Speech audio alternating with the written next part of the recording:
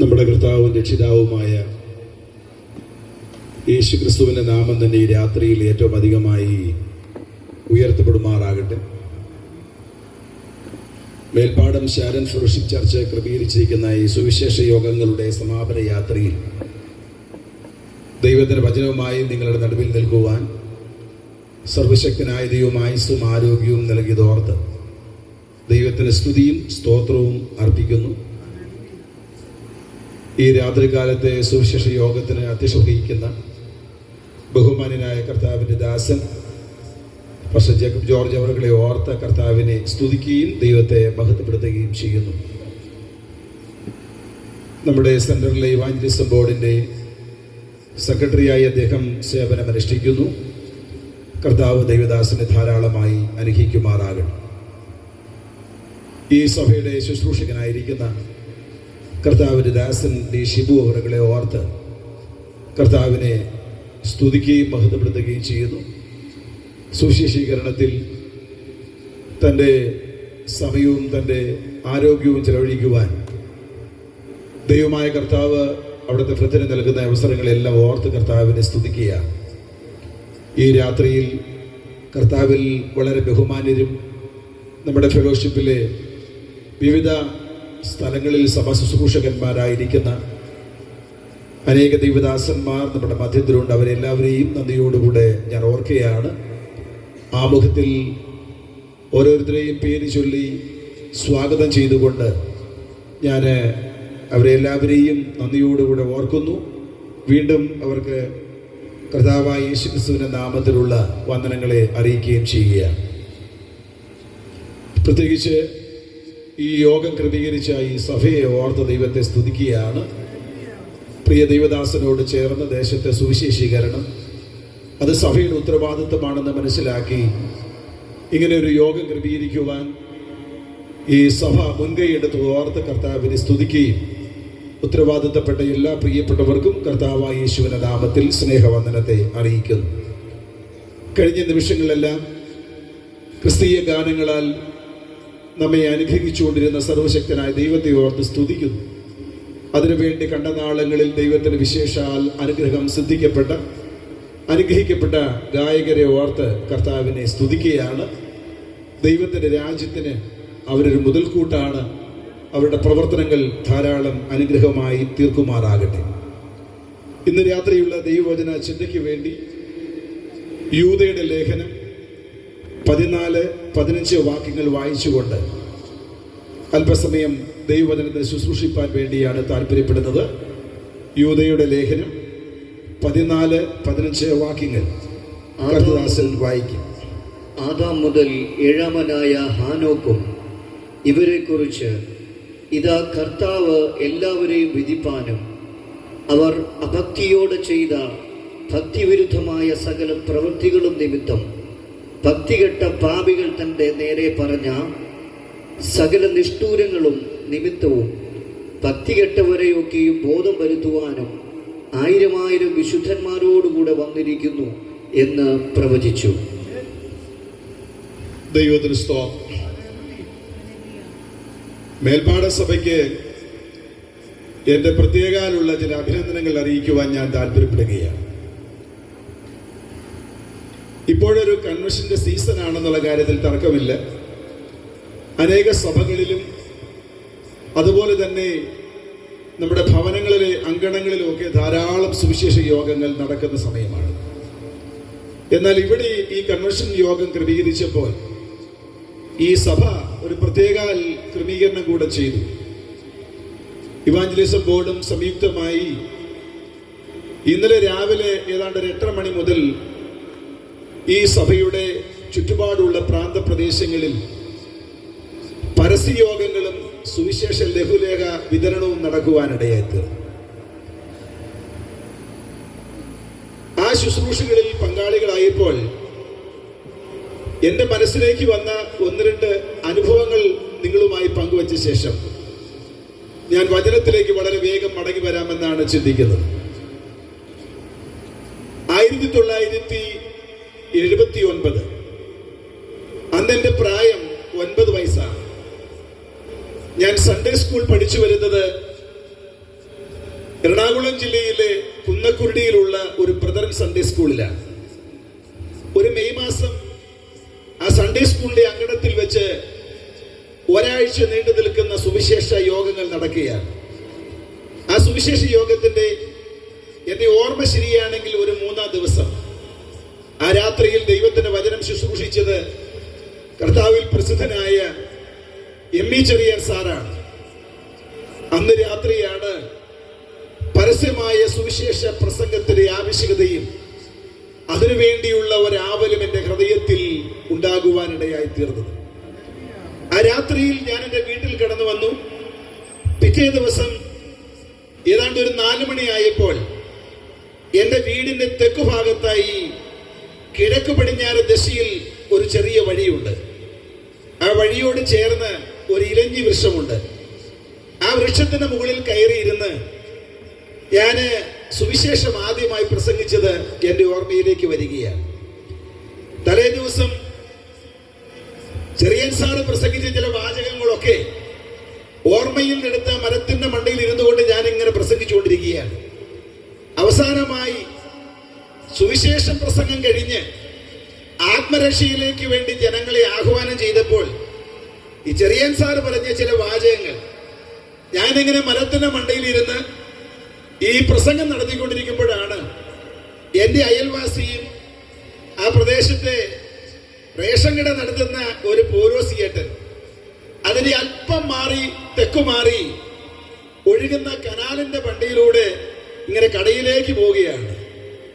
ഈ കനാലിനോട് ചേർന്നുള്ള ഈ വഴിയിലൂടെ പൗലോസേട്ടൻ പോകുന്ന കണ്ടപ്പോൾ ഞാന് ആ ഇലഞ്ഞ വൃക്ഷത്തിന്റെ മുകളിൽ ഇരുന്ന് തലേ രാത്രിയിൽ ചെറിയാൻ സാറ് പറഞ്ഞ കാര്യം പറഞ്ഞു. പൗലോസേട്ട, ഒരുപക്ഷെ നീ കടയിൽ പോവുകയായിരിക്കാം, ഒരുപക്ഷെ നീ വീട്ടിലായിരിക്കാം, ഒരുപക്ഷെ നീ വാഹനത്തിലായിരിക്കാം. അത് തലേ ദിവസം ആ സാറ് പ്രസംഗിച്ചപ്പോൾ പറഞ്ഞ വാചകമാണ്. ഞാനിത് പറയുമ്പോൾ ഈ ശബ്ദം കേട്ട് ഈ മനുഷ്യൻ എന്നെ തിരിഞ്ഞു നോക്കി. എന്നെ രൂക്ഷമായി അദ്ദേഹം നോക്കിയപ്പോൾ ഭയന്ന് വിറച്ച് ആ മരത്തിൽ നിന്ന് പണ്ട് സക്കായി ഇറങ്ങിയതുപോലെ വളരെ വേഗത്തിൽ ഇറങ്ങി എന്റെ വീട്ടിലേക്ക് ഓടി ഒരു മുറിക്കകത്ത് കയറി കുറെ സമയം ആരും അറിയാതെ കഥകടച്ചിട്ടുന്ന ആ ഒരു കാര്യം എന്റെ ഓർമ്മയിലേക്ക് വരികയാണ്. ദൈവജന ശുശ്രൂഷ ദൈവജന പഠനത്തിന് വേണ്ടി മടക്കാല സെമിനാരിയിൽ വരുമ്പോൾ ഇന്ന് നെത്തുകയിൽ വിശ്രമിക്കുന്ന പി ജോയി എന്ന് പറയപ്പെടുന്ന ഒരു നല്ല ഗായകനായ ദൈവദാസൻ, ഞാനും അദ്ദേഹവും ചേർന്ന് ആ കാലഘട്ടം മുതൽ ധാരാളം പരസ്യങ്ങൾക്ക് വേണ്ടി കടന്നു പോകുമായിരുന്നു. പിന്നീട് അല്പകാലം ആ ശുശ്രൂഷയിൽ തുടരുവാൻ കഴിയാതെ പോയ ഒരു കാലഘട്ടമുണ്ട്. എന്റെ ഓർമ്മ ശരിയാണെങ്കിൽ 99-കളിൽ അന്ന് ഞാൻ കൊല്ലം ജില്ലയിൽ നല്ലിലായിൽ കർത്തൃവേല ചെയ്തുകൊണ്ടിരിക്കുകയാണ്. ഒരു രാത്രി ഞാൻ പാഴ്സൽ ഹാളിൽ കിടന്ന് ഉറങ്ങുകയാണ്. ഏതാണ്ട് രാത്രി 2 മണിയായപ്പോൾ ഒരു സ്വപ്നം കണ്ട് ഞാൻ എഴുന്നേറ്റു. ആ സ്വപ്നത്തിൽ ഞാൻ കണ്ടത് ആ സഭാ ഹാളിന്റെ മധ്യഭാഗത്ത് ഒരു ശവപ്പെട്ടിക്കകത്ത് ഞാൻ കിടക്കുകയാണ്. എൻ്റെ ഭാര്യയും എൻ്റെ പിഞ്ചോമന മക്കളും എൻ്റെ മാതാപിതാക്കളും എന്നെ സ്നേഹിക്കുന്ന ധാരാളം ദൈവദാസന്മാരും ആ ഹാളിലുണ്ട്. ഞാൻ മരിച്ചുപോയി. എന്റെ സംസ്കാര ശുശ്രൂഷ നടക്കുന്ന ഒരു സ്വപ്നമാണ് ഞാൻ അന്ന് രാത്രി കണ്ടത്. ഞാനെങ്ങനെ ആ ശവപ്പെട്ടിക്ക് കിടന്ന് ഓരോ കാര്യങ്ങൾ ചിന്തിക്കുകയാണ്. അങ്ങനെ ഞാനിങ്ങനെ ചിന്തിച്ച് ഈ രംഗങ്ങളെല്ലാം ഇങ്ങനെ സ്വപ്നം കണ്ടുകൊണ്ടിരിക്കുന്ന സമയത്ത് തന്നെ എന്റെ അടുത്ത് ഒരു മനുഷ്യൻ വന്ന് നിൽക്കുന്നു. ആ മനുഷ്യൻ എന്നോട് ചോദിക്കുകയാണ്, നിത്യതയിൽ എത്തിച്ചേർന്നാൽ നിനക്ക് എന്ത് പ്രതിഫലമാണ് ലഭിക്കുന്നത്? ഞാന് ആ പെട്ടിയിൽ കിടന്ന സ്വപ്നത്തിൽ അദ്ദേഹത്തോട് പറഞ്ഞു, എന്റെ ചെറുപ്പത്തിൽ തന്നെ ഞാൻ സുവിശേഷ വേലയ്ക്ക് വേണ്ടി ഇറങ്ങിയതാണ്. എന്റെ സഹോദരങ്ങളെ പോലെ, എനിക്കറിയാവുന്ന എന്റെ സുഹൃത്തുക്കളെ പോലെ ഒരു നല്ല ജോലി ചെയ്ത് ഇപ്പോൾ ഞാൻ നയിക്കുന്നതിനേക്കാൾ ഏറ്റവും ഭംഗിയായ ഒരു ജീവിതം എനിക്ക് നയിക്കാമായിരുന്നു. എന്നാൽ എന്റെ ഈ ആയുസ് ഞാൻ കർത്താവിന് വേണ്ടി വേർതിരിച്ചു. ഞാനൊരു ശുശ്രൂഷകനാണ്, അതുകൊണ്ട് ദൈവം എനിക്ക് പ്രതിഫലം തരും. അത് മാത്രമല്ല, ഇടയന്മാർക്ക് വേണ്ടി ദൈവം നൽകുന്ന ഒരു പ്രത്യേക കിരീടമുണ്ട്. ഞാനൊരു സഭാ ശുശ്രൂഷകനാകിയാൽ എനിക്കത് നിശ്ചയമായിട്ട് ലഭിക്കും. ആ മനുഷ്യൻ എന്നോട് പറഞ്ഞത്, നീ സഭാ ശുശ്രൂഷകനാണെങ്കിൽ നിനക്ക് സ്തോത്ര കാഴ്ച കിട്ടുന്നുണ്ട്, നിനക്ക് ദശാംശം കിട്ടുന്നുണ്ട്, നീ ചെയ്യുന്നതിന് നിനക്ക് മാന്യമായിട്ട് ഇവിടെ ലഭിക്കുന്നുണ്ട്.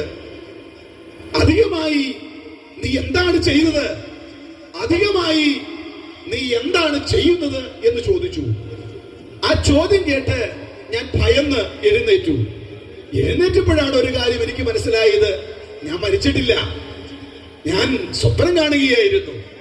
ആ രാത്രിയിൽ ഏതാണ്ട് 2:30 മണി സമയമായപ്പോൾ ഞാൻ എഴുന്നേറ്റിരുന്ന് ആ സഭാ ഹാളിൽ ഇരുന്ന് കുറെ സമയം പ്രാർത്ഥിച്ചു. അതൊരു ശനിയാഴ്ച രാത്രിയാണ്. പിറ്റേ ദിവസം സഭായോഗത്തിൽ ഞാൻ ഈ വിവരം നല്ലലായിലെ വിശ്വാസികളോട് പറഞ്ഞു.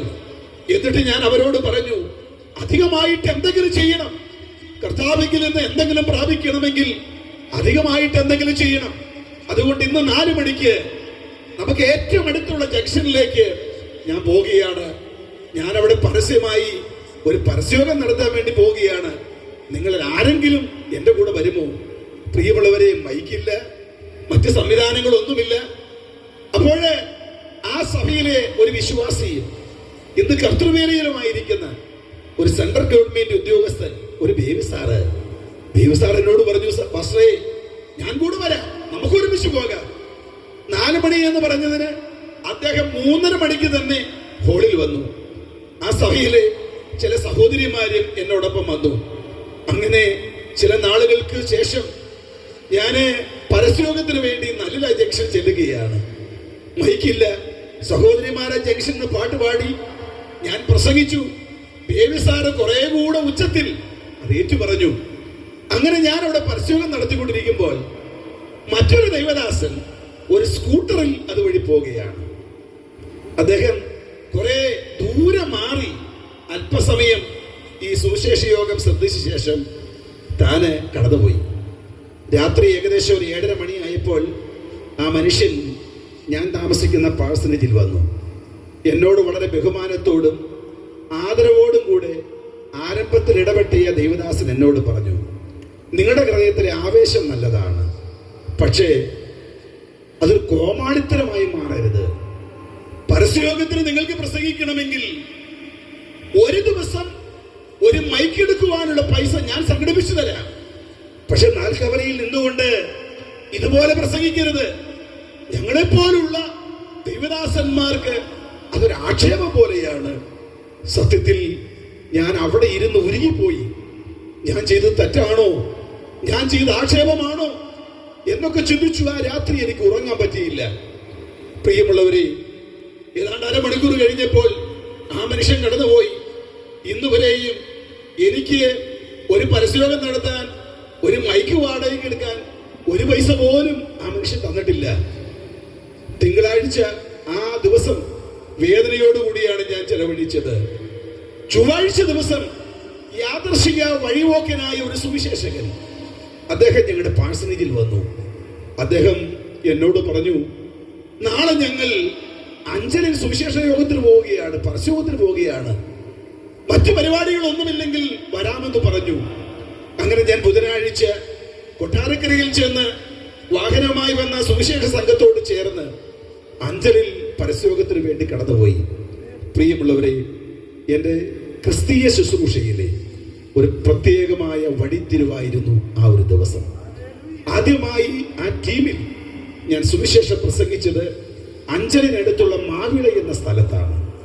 രാത്രി 6 മണിയായപ്പോൾ ആ സംഘം കൊട്ടാരക്കര സ്റ്റാൻഡിൽ വന്ന് ഞാൻ അവരുടെ വാനിൽ ഇറങ്ങുമ്പോൾ അതിന് ഡയറക്ടറായ പാസ്റ്റർ അലക്സാണ്ടർ ഫിലിപ്പ് അദ്ദേഹം എന്നോട് പറഞ്ഞു, ഞങ്ങളുടെ കൂടെ വരണമെന്ന് ആഗ്രഹമുണ്ടെങ്കിൽ വരാം, പൈസയൊന്നും തരാനില്ല, സുവിശേഷ വേലയ്ക്കാണെങ്കിൽ വരാം.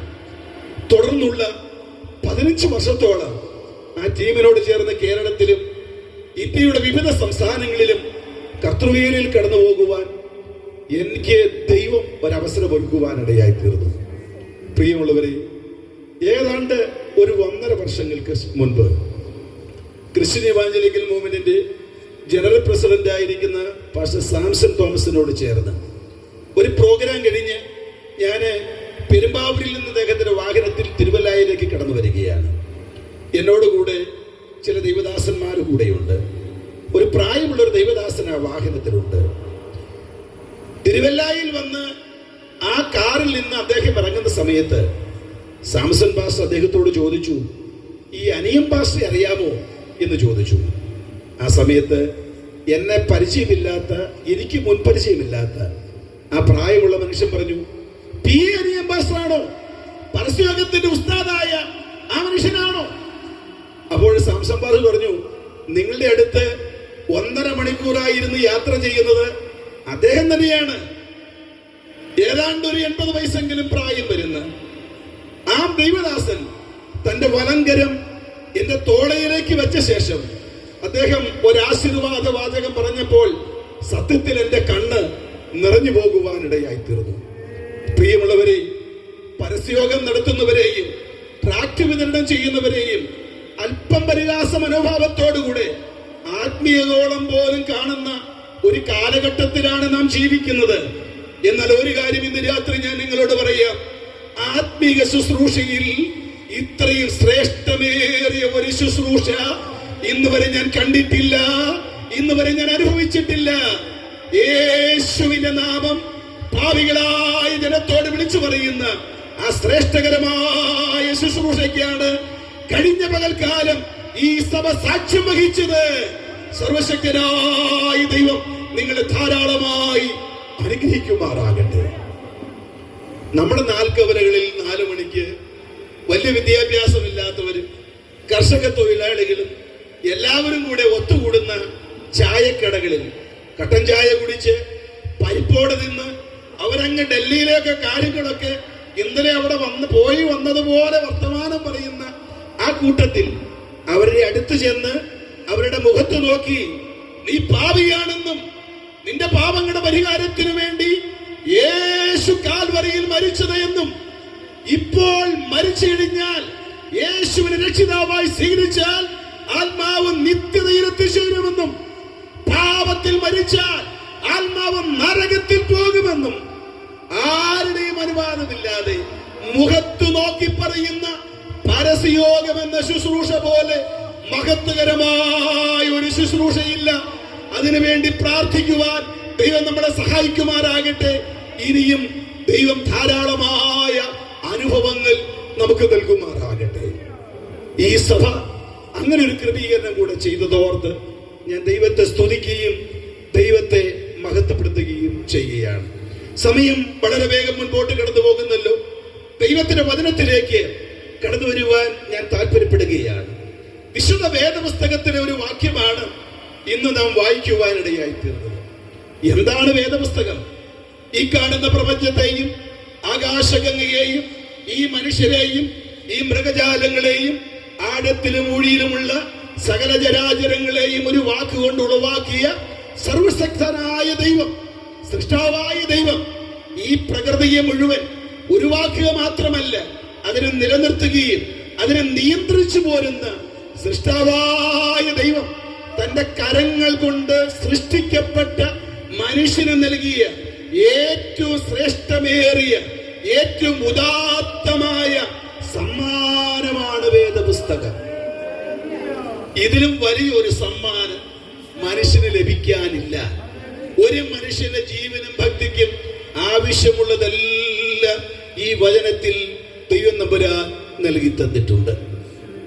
വേദപുസ്തകം പഠിക്കുക എന്നുള്ളത് ഒരു രാത്രി കൊണ്ടോ ഒരു നൂറ്റാണ്ട് കൊണ്ടോ ഒരായുസ് കൊണ്ടോ പൂർത്തീകരിക്കുവാൻ പറ്റുന്ന ഒരു കാര്യമല്ല എന്നെനിക്കറിയാം.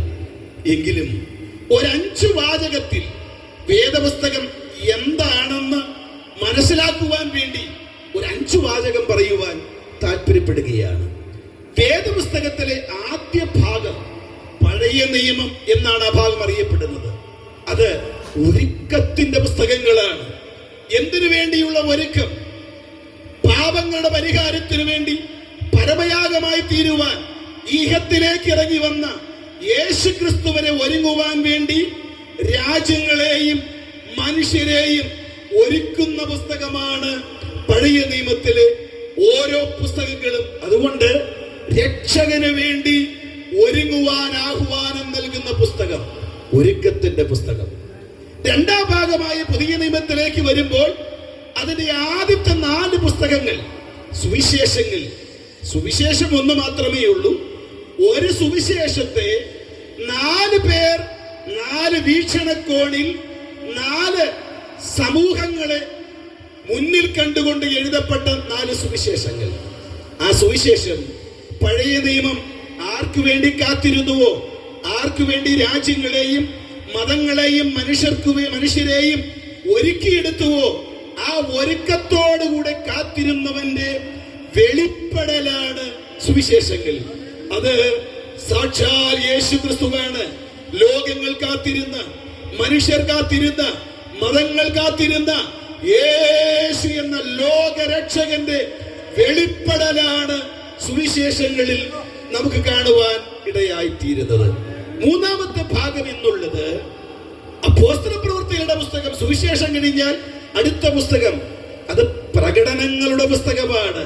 പഴയ നിയമത്തിൽ ഒരുങ്ങിക്കാത്തിരുന്ന ജനം, ഒരുക്കപ്പെട്ടവനായ ഈശോ മിശിഹായുടെ വെളിപ്പാട് സുവിശേഷത്തിൽ.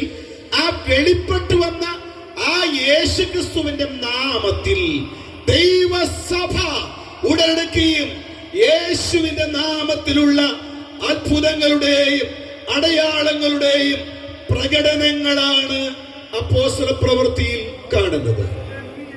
സുവിശേഷങ്ങളിൽ കർത്താവ് പറഞ്ഞു, ഞാൻ എന്റെ സഭയെ പണിയും, പാതാള ഗോപുരങ്ങൾ അതിനെ ജയിക്കുകയില്ല. പ്രിയമുള്ളവരെ, യേശു താൻ പറഞ്ഞതും താൻ പണിയുന്നതും തന്റെ ചങ്കിലെ ചോരയാൽ താൻ വിലയ്ക്കു വാങ്ങിയതുമായ ദൈവസഭയുടെ ആരംഭം, ദൈവസഭയുടെ അത്ഭുതങ്ങൾ, ദൈവസഭയുടെ പരിശുദ്ധാത്മാവിനാലുള്ള പ്രകടനങ്ങളാണ് അപ്പോസ്തലപ്രവൃത്തികൾ. 4ാം ഭാഗമായ ലേഖനങ്ങൾ എന്നുള്ളത് പരിശുദ്ധാത്മാവിന്റെ പ്രവൃത്തികളുടെ അല്ലെങ്കിൽ ദൈവസഭയിലെ ശുശ്രൂഷയുടെ വ്യാഖ്യാനങ്ങളാണ്. ഒരാൾ ദൈവസഭയിൽ എങ്ങനെയാണ് നടക്കേണ്ടത്, ദൈവസഭയിലെ ശുശ്രൂഷകൾ, ഒരു ആത്മീക ജീവിതം, സഭയിലെ നടത്തിപ്പ്, ആദിയായ കാര്യങ്ങളെ കുറിച്ചുള്ള വ്യാഖ്യാനങ്ങളാണ് ലേഖനങ്ങളിൽ. അവസാന പുസ്തകമായി വെളിപ്പാട് പുസ്തകം പൂർത്തീകരണത്തിന്റെ പുസ്തകമാണ്. സഭയുടെ വിശ്വാസത്തിന്റെ പൂർത്തീകരണം, ലോകത്തിന്റെ പൂർത്തീകരണം, ഈ വിശുദ്ധ വേദപുസ്തകം പ്രതിപാദിക്കുന്ന സമാന വിഷയങ്ങളുടെയും പൂർത്തീകരണമാണ് വെളിപ്പാട് പുസ്തകം. ഈ വിശുദ്ധ വേദപുസ്തകം ലോകത്തോട് വിളിച്ചു പറയുന്ന ചില സത്യങ്ങൾ കൂടെയുണ്ട്. അതിലേറ്റവും പരമപ്രധാനമായ ഒരു സത്യമാണ് ദൈവം ഏകനാണ്. സ്വർഗവും നരകവും അത് യാഥാർത്ഥ്യമാണ്. മനുഷ്യൻ പാപിയാണ്. മനുഷ്യന്റെ പാപങ്ങളുടെ പരിഹാരത്തിന് വേണ്ടി ആകാശത്തിന് കീഴിൽ മനുഷ്യരുടെ ഇടയിൽ നൽകപ്പെട്ട ഒരേ ഒരു മാർഗമേ ഉള്ളൂ.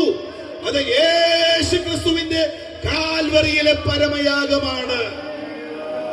യേശു ക്രിസ്തുവിന്റെ കാൽവറിയിലെ പരമയാഗത്താൽ മനുഷ്യ സമുദായത്തിന് വേണ്ടി ദൈവം ഒരുക്കിയിരിക്കുന്ന രക്ഷ ദൈവത്തിന്റെ മുൻനിർണയ പ്രകാരമുള്ള രക്ഷയാണ്.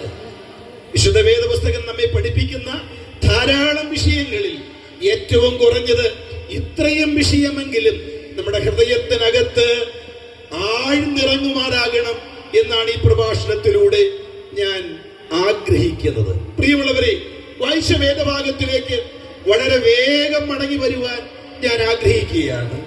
സ്തോത്രം.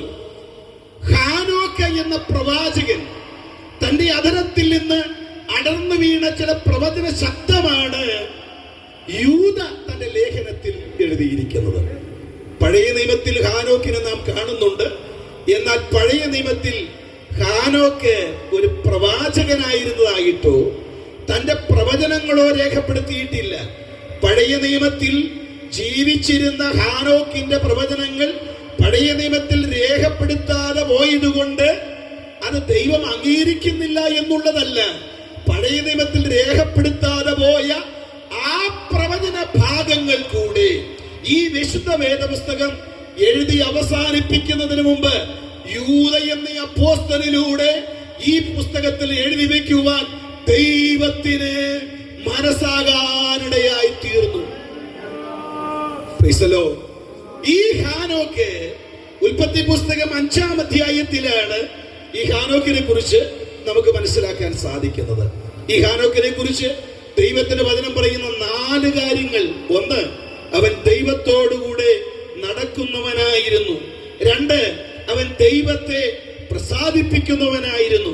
3, അവൻ ദൈവത്തോട് സംസാരിക്കുന്നവനായിരുന്നു. 4, ദൈവം അവനെ എടുത്തുകൊള്ളപ്പെടുവാനിടയായി തീർന്നു. ഇന്ന് രാത്രി ഞാൻ നിങ്ങളോടൊരു കാര്യം പറയാം. ദൈവത്തോടുകൂടെ നടക്കുവാൻ തീരുമാനമെടുത്താൽ, ദൈവത്തെ ജീവിതം കൊണ്ട് പ്രസാദിപ്പിക്കുവാൻ തീരുമാനമെടുത്താൽ, ദൈവത്തിന് വേണ്ടി സംസാരിക്കുവാൻ തീരുമാനമെടുത്താൽ, ദൈവത്തോടുകൂടെ നടക്കുന്നവർ എടുക്കപ്പെടുവാൻ വേണ്ടി പോകുന്ന ഒരു കാലം നമ്മുടെ മുൻപിലുണ്ട്. അത് ഏറ്റവും ആഗതമായിരിക്കുന്നു. അത് വിശ്വസിക്കുന്നവർ ദൈവത്തെ ഒന്ന് സ്തുതിച്ചാണ്. ഹല്ലേലൂയ. വേദപുസ്തകത്തിൽ മറ്റൊരു ഹാനോക്ക് കൂടെയുണ്ട്. അധികം ആരും അറിയാതിരിക്കുന്ന ഒരു ഹാനോക്ക്. ഉൽപ്പത്തി പുസ്തകം 4-ാം അധ്യായത്തിലാണ് ആ ഹാനോക്കിനെ കുറിച്ചുള്ള വിവരണങ്ങൾ നാം മനസ്സിലാക്കുന്നത്. 17-ാം അധ്യായ വാക്യത്തിലേക്ക് വരുമ്പോൾ, തന്റെ പിതാവായ കയ്യന്റെ മകനായ ഹാനോക്ക്. എന്നാൽ ഈ പിതാവിന് ഈ ഹാനോക്ക് ജനിച്ചപ്പോൾ തന്നെ ഒരാഗ്രഹം ഉണ്ടാകാനിടയായി തീർന്നു. തലമുറയായി എന്റെ മകനെ എല്ലാവരും ഓർത്തിരിക്കുകയാണ്. അതിനുവേണ്ടി അദ്ദേഹം തന്റെ മകന്റെ പേര് പ്രസിദ്ധമാകുവാൻ ഒരു വലിയ പട്ടണം തന്നെ പണിയുവാനിടയായി തീർന്നു. മകന്റെ പേര് മറ്റുള്ളവർ അറിയുവാൻ വേണ്ടി, തലമുറകൾ അറിയുവാൻ വേണ്ടി പട്ടണം പണിത കയ്യന്റെ മകനായ ഹാനോക്കിനെ മാനവ സമൂഹം എന്നേ മറന്നുപോയപ്പോൾ ദൈവത്തെ പ്രസാദിപ്പിക്കുവാനും, ദൈവത്തോടു കൂടെ നടക്കുവാനും, ദൈവത്തോട് സംസാരിക്കുവാനും, ദൈവത്തിനു വേണ്ടി പ്രവർത്തിക്കുവാനും, അതിനുവേണ്ടി ജീവിതം സമർപ്പിച്ച ഹാനോക്കിനെ ഇന്ന് സുവിശേഷം ലോകത്തിൽ എവിടെയെല്ലാം പ്രസംഗിക്കുന്നുണ്ടോ അവിടെയെല്ലാം ജനകോടികൾ ഓർത്തിരിക്കുക. പ്രിയമുള്ളവരെ, പേരുണ്ടാക്കാൻ വേണ്ടിയും പേര് നിലനിർത്താൻ വേണ്ടിയും ചെയ്ത പരിശ്രമങ്ങൾ അത് അമ്പേ പരാജയപ്പെട്ടു പോയപ്പോൾ പേരുണ്ടാക്കണമെന്നോ പേര് നിലനിർത്തണമെന്നോ നാലാടി കാര്യം അറിയണമെന്നോ ഒന്നും വിചാരിക്കാതെ ദൈവത്തെ പ്രസാദിപ്പിക്കുവാൻ ജീവിതം മാറ്റിവെച്ചവനെ മനുഷ്യർ മറന്നുപോയാലും തലമുറകൾ മറന്നുപോയാലും അവന്റെ പ്രവൃത്തികളെ മറക്കാത്തവനായ ദൈവം നമ്പുരാൻ ഇന്ന് പകൽക്കാലം ജീവിക്കുന്നതോർത്ത് ഞാൻ എന്റെ യഹോവയെ വാഴ്ത്തുകയാണ്. പ്രിയമുള്ളവരെ, അങ്ങനെ ഓർത്തിരിക്കത്തക്കവണ്ണമുള്ള വലിയ കാര്യങ്ങളൊന്നും ഈ ഹാനോക്കിനെ കുറിച്ച് മാനുഷികമായി ചിന്തിച്ചാലില്ല. ഞാൻ ഈ ഹാനോക്കിനെ കുറിച്ച് പഠിച്ചു വന്നപ്പോൾ എനിക്ക് മനസ്സിലായ ഒരു കാര്യം, ഈ ഹാനോക്കിന്റെ പിതാവിന്റെ പേര് യാരദ് എന്നാണ്. അദ്ദേഹത്തിന്റെ ആയുഷ്കാലം എത്രയാണെന്ന് അറിയാമോ? 962 വർഷം. ഈ ഹാനോക്കിന് ദൈവം കൊടുത്തൊരു മകന്റെ പേര് മെഥൂശലേക്ക് എന്നാണ്. ആ മെഥൂശലേക്കിന്റെ ആയുസ് എത്രയാണെന്ന് അറിയാമോ? 969 വർഷം. ഒന്ന് ചിന്തിച്ചു നോക്ക്. അപ്പന്റെ ആയുസ് 962 വർഷം, മകന്റെ ആയുസ് 969 വർഷം. സ്വാഭാവികമായിട്ട് ഹാനോക്കിന് എത്ര ആയുസ് കിട്ടി കാണും? അപ്പൻ 962 വർഷം ജീവിച്ചിരുന്നു, മകൻ 969 വർഷം ജീവിച്ചു. എന്നാൽ അപ്പന് ലഭിച്ചതിന്റെ മകന് ലഭിച്ചതിന്റെ 1/3 ആയുസ് മാത്രമേ ഹാനോക്കിന് ലഭിച്ചുള്ളൂ.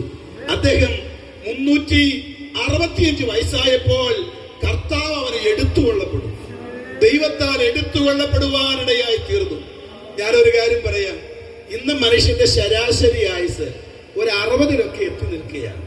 അതിന് മുമ്പോട്ടൊക്കെ പോകാൻ പറ്റിക്കഴിഞ്ഞാൽ ഭാഗ്യമെന്ന് വിചാരിച്ചാൽ മതി. ദൈവത്തിന് സ്തോത്രം. അല്ലെങ്കിൽ ഒരു 70 കൂട്ടിക്കോ, മിക്കവാറും ഏതാണ്ട് ഒരു 60, 65, 70 ആകുമ്പോഴത്തേക്കും ഒരു പരുവത്തിലാകും, ഒന്ന് ഇരിപ്പാകും. ദൈവത്തിന് സ്തോത്രം. അങ്ങനെയാണ് ഒരു 60 മനുഷ്യന്റെ ആയുസ് കൂട്ടിക്കോ. ഇപ്പോൾ ലോകത്തിൽ മനുഷ്യന്റെ ശരാശരി ആയുസ് 60 ആയിരിക്കുമ്പോൾ ഇതവിടെ ഒരു ചെറുപ്പക്കാരൻ 20 വയസ്സിൽ മരിക്കുകയാണെന്ന് വിചാരിക്കുക. അവന്റെ സമപ്രായക്കാര്, അവന്റെ സഹോദരങ്ങൾ, ആ ചുറ്റുപാടുള്ളവരെല്ലാം 60 വയസ്സോടെ ജീവിച്ചിരിക്കുമ്പോൾ 20 വയസ്സ് മാത്രം ആയുസ് കിട്ടി 20ാമത്തെ വയസ്സിൽ ഒരു മനുഷ്യൻ മരിച്ചു കഴിഞ്ഞാൽ അവരെ കുറിച്ച് നമ്മൾ പറയുന്നത് അകാല മരണം എന്നാ പറയുന്നത്. ആയുസെത്തിയില്ല എന്നൊക്കെയാ പറയുന്നത്. അങ്ങനെയൊക്കെയല്ലേ പറയുന്നത്. ദൈവത്തിന് സ്തോത്രം. എന്നാൽ ഇന്ന് ഞാൻ നിങ്ങളോട് ഒരു കാര്യം പറയാം. ദൈവത്തിന് സ്തോത്രം. ഒരു മനുഷ്യൻ എത്ര നാൾ ജീവിച്ചിരിക്കുന്നു എന്നുള്ളതല്ല, അവൻ ജീവിച്ചിരുന്നപ്പോൾ എന്തെല്ലാം ചെയ്തു എന്നുള്ളതാണ് പ്രധാനപ്പെട്ടത്. സ്തോത്രം. 10 വയസ്സ് വരെ ജീവിച്ചിരുന്ന് നിത്യതയിൽ യേശുവിനോട് കൂടെ വസിക്കുന്നതിനേക്കാൾ എത്രയോ ദാരുണമാണ് 90 വയസ്സ് വരെ ജീവിച്ചിരുന്നിട്ട് സ്തോത്രം നിത്യനരകത്തിൽ യാതന അനുഭവിക്കേണ്ടി വരുന്നത്. അതുകൊണ്ട് ആയുസിന്റെ ദിവസങ്ങളെയല്ല, ലഭിക്കപ്പെടുന്ന ദിവസങ്ങൾ എങ്ങനെ ചെലവഴിക്കുന്നു എന്നുള്ളതാണ് ഏറ്റവും പ്രധാനപ്പെട്ട കാര്യം.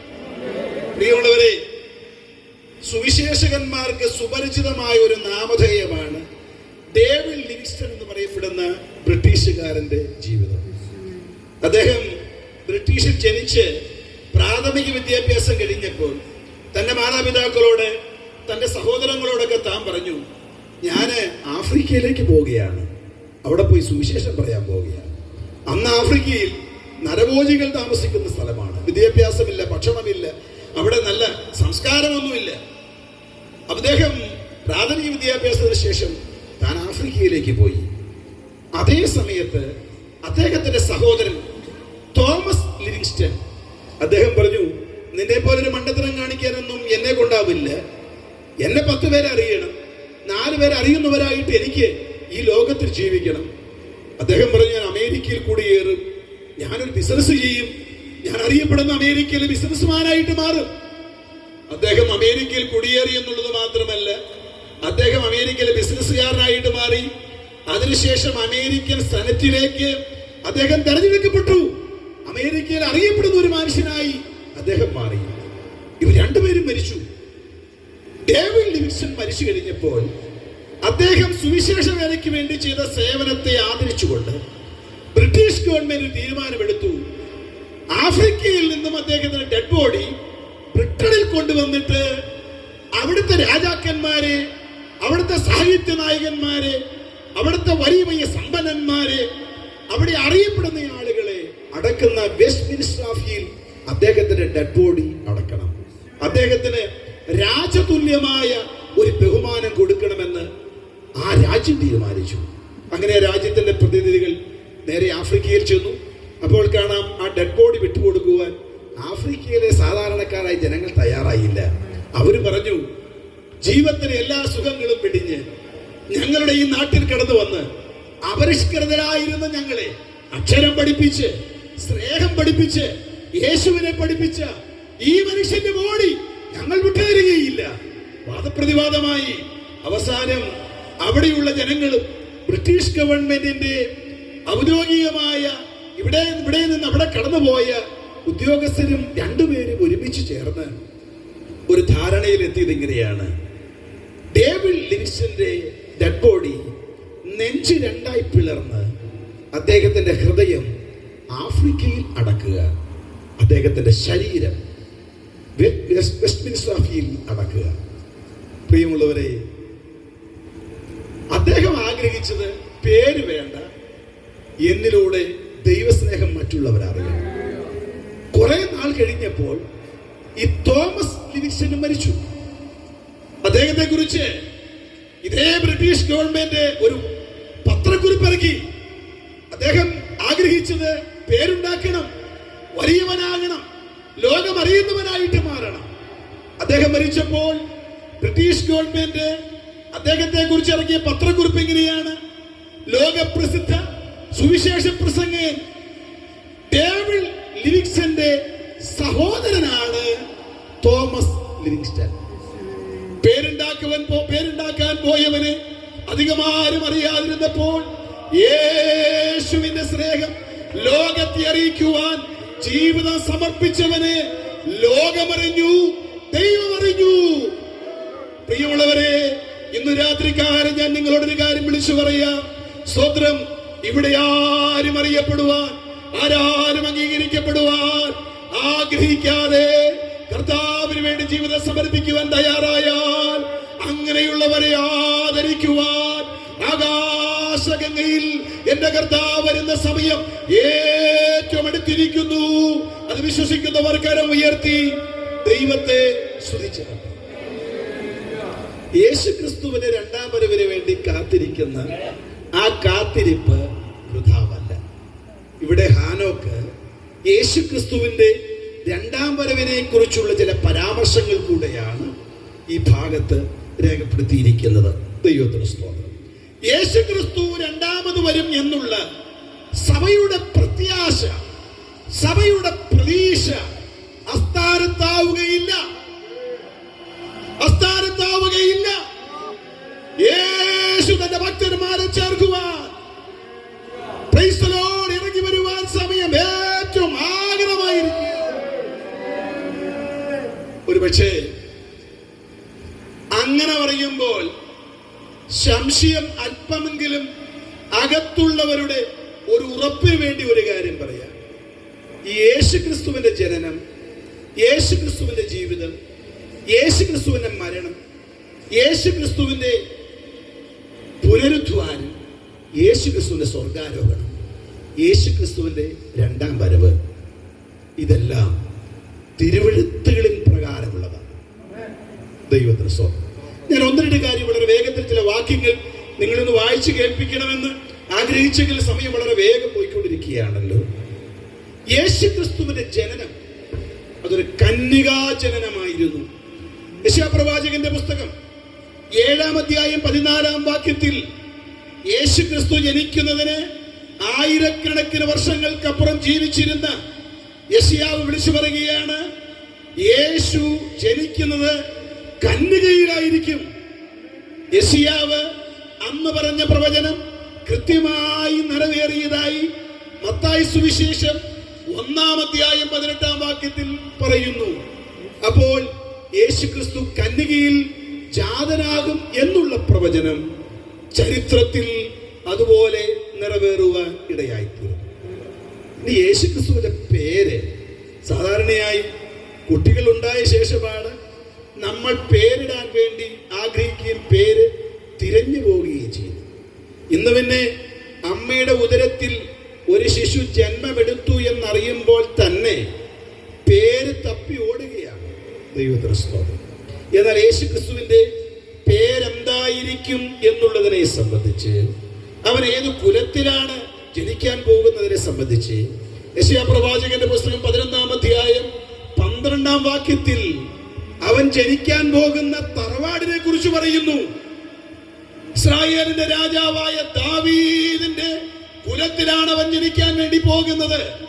മത്തായി സുവിശേഷം 1-ാം അധ്യായം 1-ാം വാക്യത്തിൽ ഇപ്രകാരം നാം വായിക്കുന്നു, പ്രിയമുള്ളവരെ, അബ്രഹാമിന്റെ മകനായ എന്ന് പറഞ്ഞു തുടങ്ങിയിട്ട് അവിടെ രണ്ടാമതായി പറയേണ്ടത് അബ്രഹാമിന്റെ മകനായ ഇസ്ഹാക്കിന്റെയും യാക്കോബിന്റെയും രൂബേന്റെ പേരൊക്കെയാണ് വരേണ്ടത്. അവരെയെല്ലാം വെട്ടിക്കളഞ്ഞ ശേഷം 1-ാം വാക്യത്തിൽ പറയുകയാണ്, ദാവീദിന്റെ പുത്രനായി ജനിച്ച യേശുക്രിസ്തു. ഇനി നമ്മുടെ ജീവിതത്തിൽ ഇന്ന സ്ഥലത്ത് ജനിക്കണം എന്ന് തീരുമാനിക്കാനുള്ള ഒരു അധികാരവും നമുക്കില്ല.